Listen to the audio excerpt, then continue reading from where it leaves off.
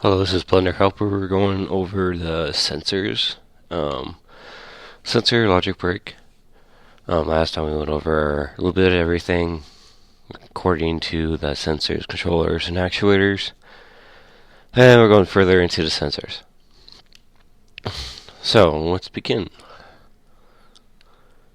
So, we basically what we know now is the sensor is something that's triggered. When it's triggered, it activates the controller, or activates the actuator. And depending on the controller, either it is or and. If it's or, it means either or has to be triggered to make the actuator work, or if it's and controller, it means that both of them have to be triggered to make the actuator work. Let's see. No, we did the same kind of layout we had earlier. It's just a basic layout of our player and our stadium. So, I'm going to call this player really fast.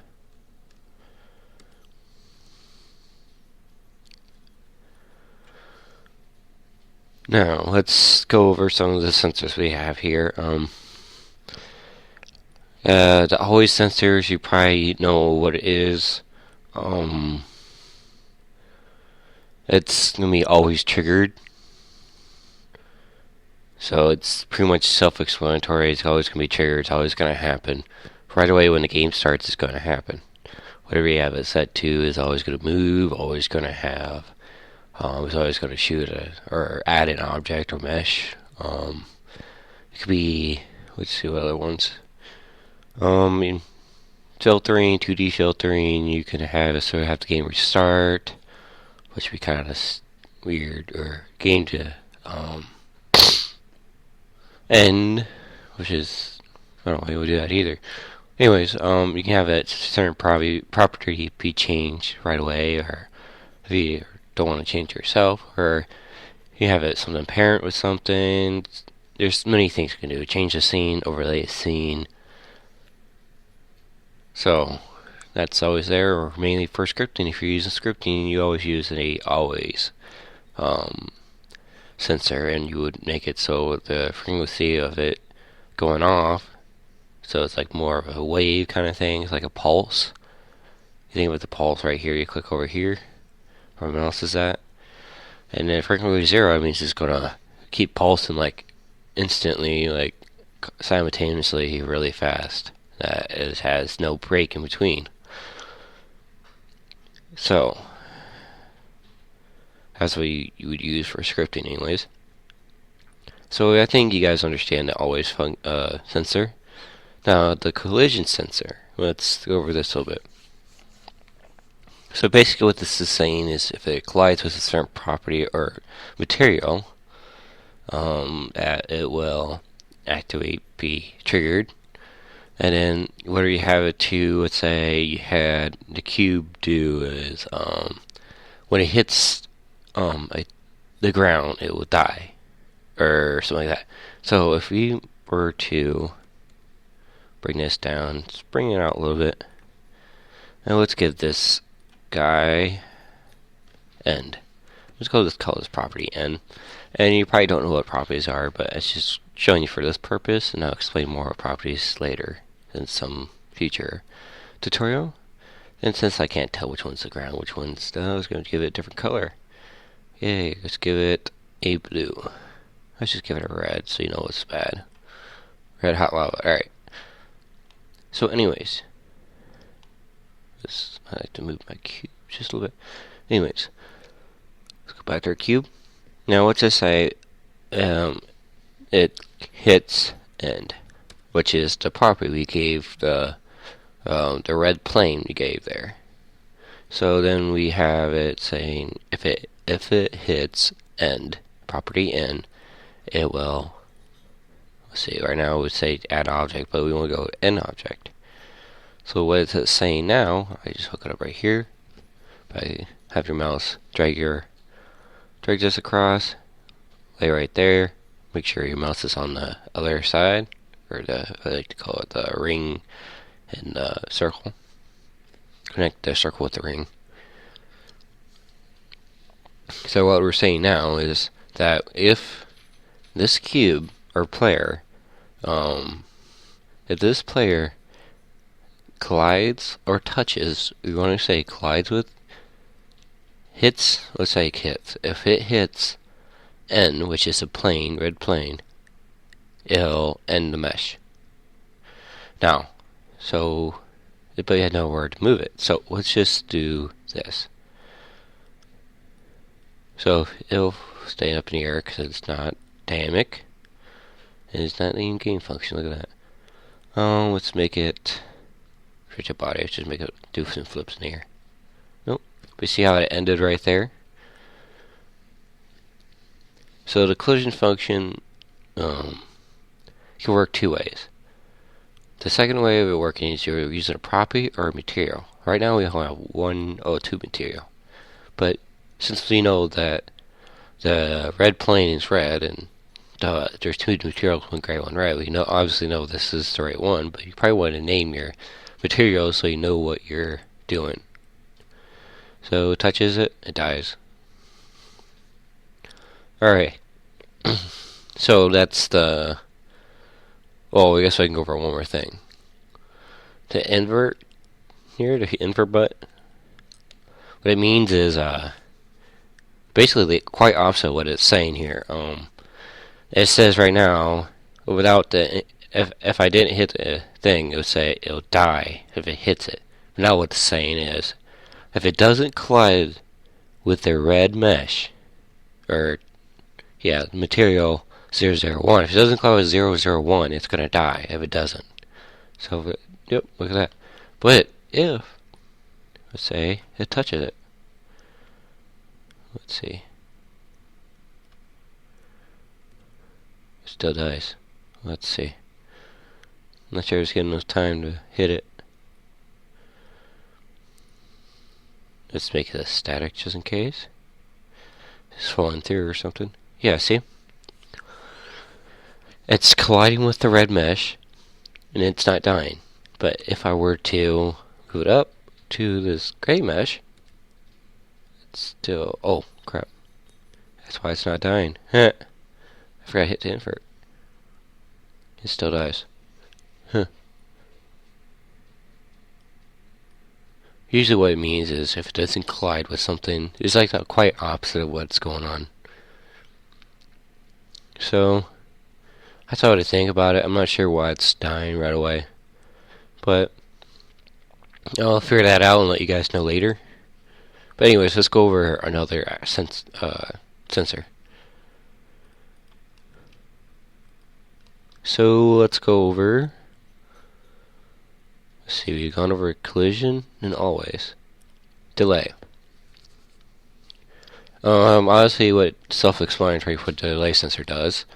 A delay sensor means that it'll delay the trigger so much frames per second. You could set that time, and when it triggers, it activates like always. So, let's just say we're just gonna move this guy just a little bit on the x-axis, and the arrow's pointing that way. And let's get this guy 60. So in 60 seconds, it's gonna move, and you see him keeps moving. So that means it's like an always, unless you have it on repeat. So every 60 seconds, it'll move. Well, it does the same thing. It's more to repeat. It's more of a triggers it, but to re-trigger it, you have to go back to 60 seconds. So that's usually for properties and that. That's when you usually use delay and that like that. But when you get further into the properties, you do not use delay. You use some other ones. You use the properties instead, and have your own property set up for that. Alright, let's go over. The joystick is... I never use it because I don't have a joystick to plug in to use. And that actuator I do not know exactly how to use, so we'll go over it today. The keyboard's obviously simple. You put a key in, and if if you want me to go over, just let me know in the comments below. Message. Setting here. Alright, sorry about that, guys. I had to take care of something. Now the message sensor, what it means is that it's a two-part thing. I would say it like that. Usually it contains two messages. Usually, what it means is there's an actuator message and there's a sensor message. Pretty much what that does is, let's say let's make another cube here. And let's say that, let's make it so if it collides with end,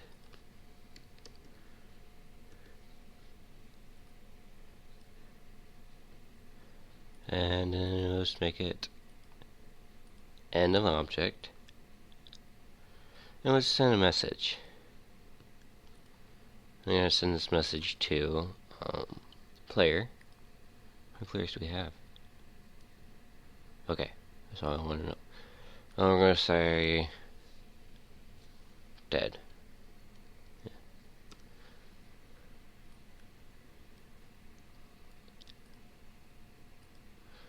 And then we're going to have this side over here.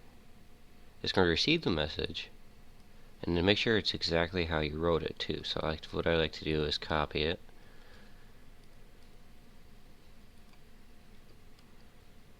Oops, let's copy here. Now, when it gets dead, and we're gonna make a jump. Yeah, like it's an enemy or something. I don't know. So, I need to have a rigid body here. Let's make it not solid body. Let's make it dynamic. It's not gonna.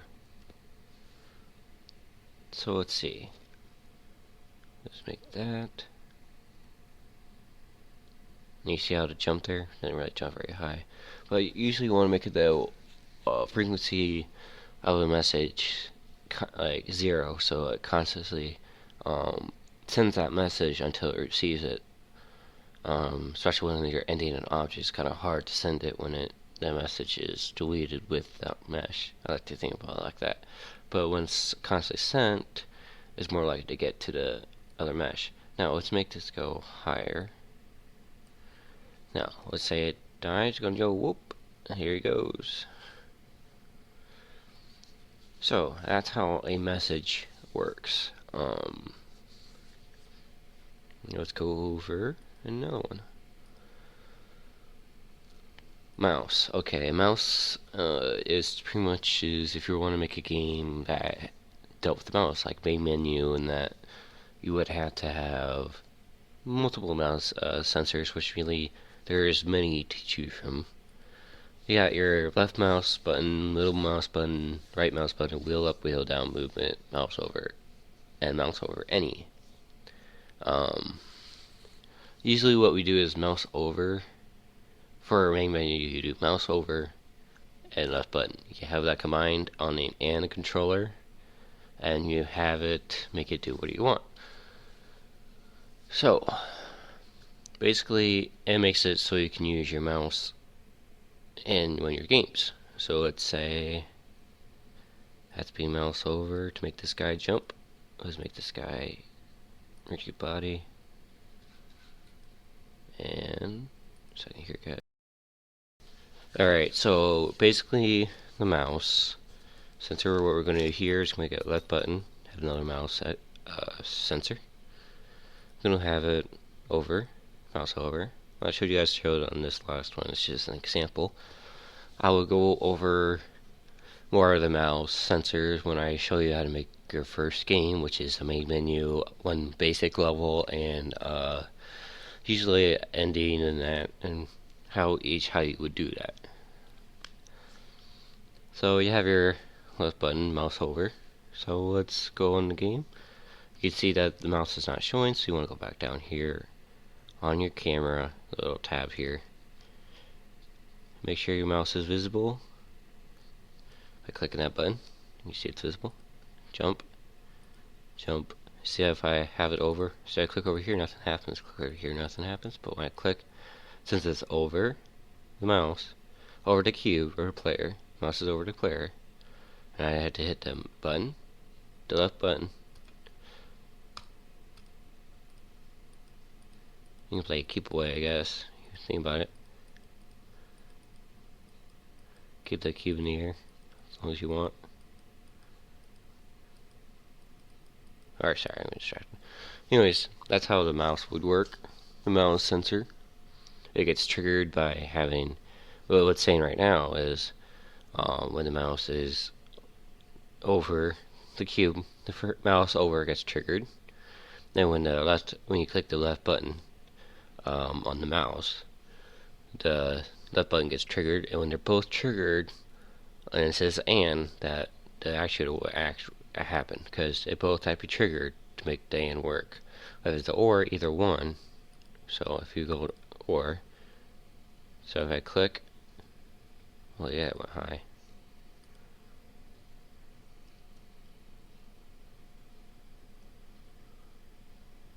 So if I just have it over, it continuously jumps. And if I move mouse up,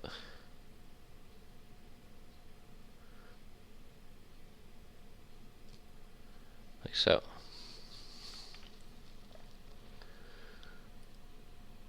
Now let's learn about the. Okay, near is. Way of saying near is when you're near something, and when you get so close to something, it'll trigger. So let's use this other cube here. We're gonna give this a property. This has, oh yeah, close enemy. Always make it like, oh, it sees the enemy, it runs. So basically, what we're gonna do, since we're just going over sensors, I won't go too far in an actuator. So, but when we see the cube, or when we go near the cube, we're going to go the opposite direction, so -1. So, and now, when it gets too close, so let's bring it closer.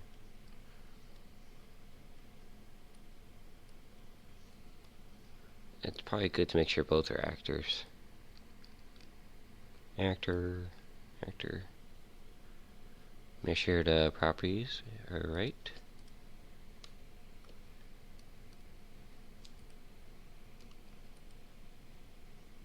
I click B. Let's see here.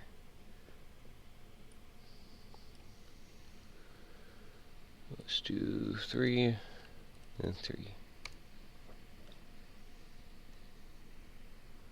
So it got close. When it got so far away from the cube, you can see it went the other direction. Now, you might just think I hit it. Well, let's move over. So let's say I want to make it go further. It's like it has germs or something. Like other cube has cooties. I don't know. Anyways, basically when the cube gets, let's say now is when the player gets too close, or gets a distance of 3.0 apart from the enemy, it's going to go the opposite direction on the -z axis, 2.1. So basically, you can make it do some things like if you want to, if the enemy gets near you, you take so much health, or you die, or you can have it so if you get near something and music plays. There's different kind of things, but basically what it means is to be triggered has to be so close of how much you set it to the property you put in. Alright, so now let's go over the properties. I'll go over that another time because it's going to need its own thing to go over. Radar. I guess I have to do with properties. I'll just do these last 3 for you guys. That's all I'll do with kind of like properties. I guess randomness doesn't, but I didn't go over that with you in a different lesson. Because that's more dealing with empties and shooting out random objects and have it have a random pattern. Um, so that'll be it for today. Hope you guys enjoyed. Keep me posted what you guys think. If you have any questions, please leave a comment below. And this is Blender, and the next lesson will be over actuators. So, see you guys later.